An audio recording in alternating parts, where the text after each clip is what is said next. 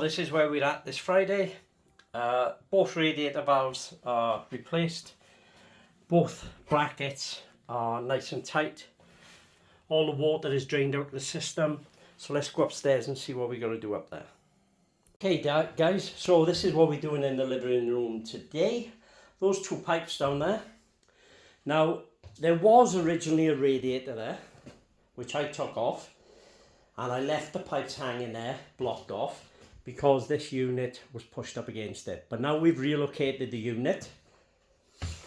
And there's some lovely seating going here.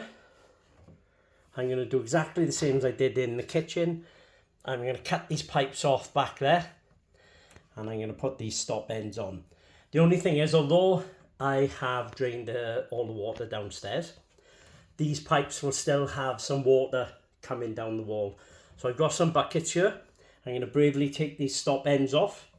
And hope there's not too much. It shouldn't be too much. It should be water from the ceiling down to here.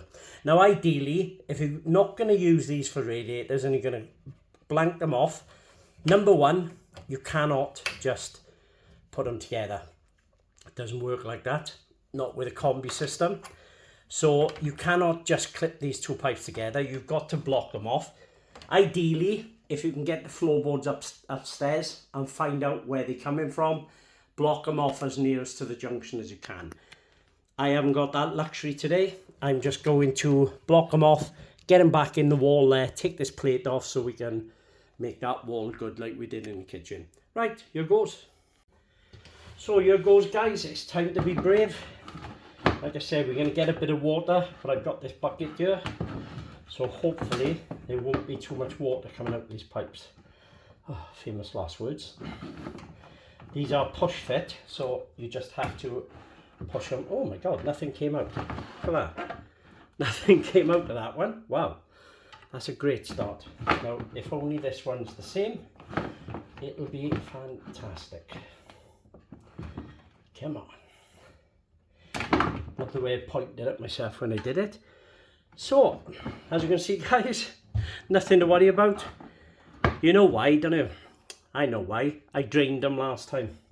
I drained them last time when I capped them off. Oh, what a good plumber. So, that's part one done. I'm going to take this plate off now and cut them back as far as I can. So, let's get this plate off. See what we got.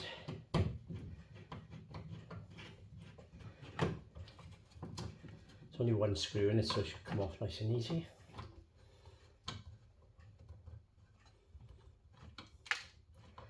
Famous last words. It should come off easy. But they never do they? No, they never do.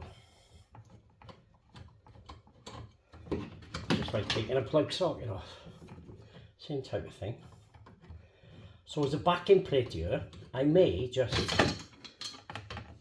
actually just get a backing plate for this. So that's that off, nice and easy.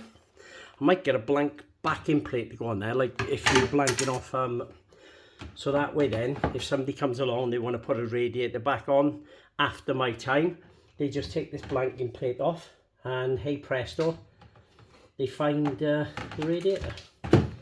Well, the radiator pipes. So yeah, always think about the person that's coming behind you guys.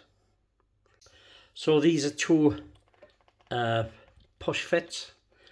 They push fits on 10mm pipe and they are stop ends. So you can put these on.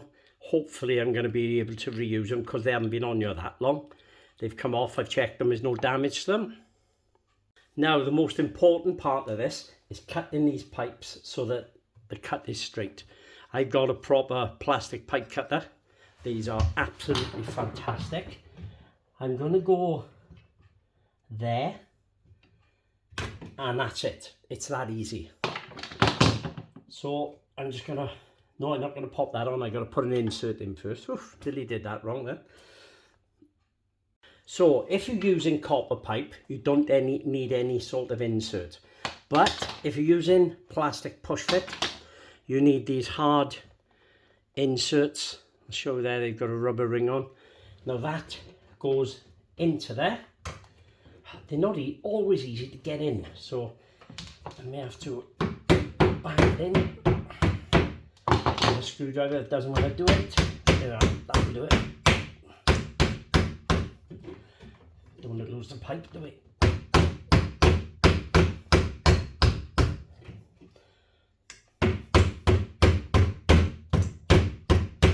Everybody now that's watching at home will say, when you put in with hammer, well, because I didn't have one.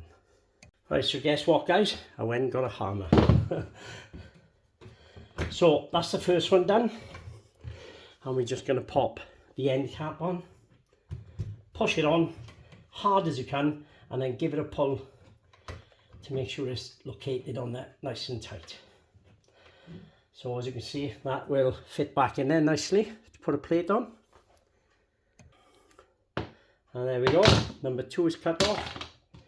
Just going to pop the insert in with a hammer this time.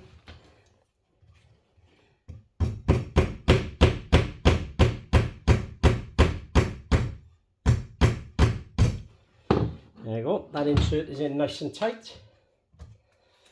And now when I find it, I can put the second cap in. Why do things disappear? There it is. Okay, so there's the second one. On it goes.